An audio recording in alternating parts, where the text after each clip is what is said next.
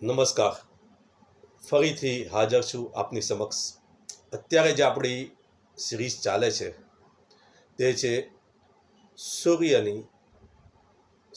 નવગ્રહ દ્રષ્ટિ ફલમ. તેમાં અત્યારે આપણે નવમ ભાવ સુધીના સૂર્યના ફળો જોઈ ગયેલા છીએ.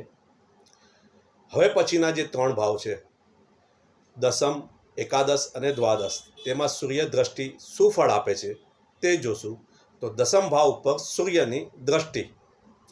રાજાનો મંત્રી, ધનવાન, માતૃહીન, ઉચ્ચ રાશિમાં હોય તો માતા, ભૂમિ, ભવન ઇત્યાદિનું સુખ તથા ધનવાન. ત્યારબાદ જોશું એકાદશ ભાવમાં સૂર્યની દ્રષ્ટિ. ધનલાભ, પ્રસિદ્ધ વ્યાપારી,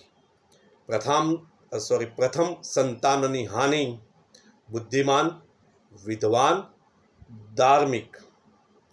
ત્યારબાદ જોશું 12મા ભાવ ઉપર સૂર્યની સુદ્રષ્ટિ.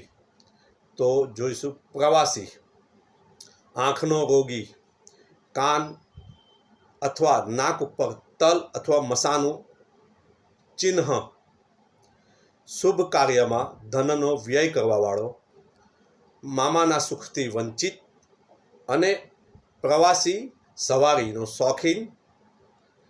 આ રીતે આપણે બીજા 3 ભાવોમાં સૂર્યનું સુદ્રષ્ટિફળ થયું એ આપણે જોયું. હવે પછીના જે નવો વિડીયો આવશે એની અંદર આપણે ચંદ્રમાં 12 ભાવો પર શું દ્રષ્ટિ કરશે તેનું વિવેચન કરશું. આપને જો મારો વિડીયો ગમ્યો હોય તો લાઈક અને શેર કરજો. ધન્યવાદ. હર હર મહાદેવ.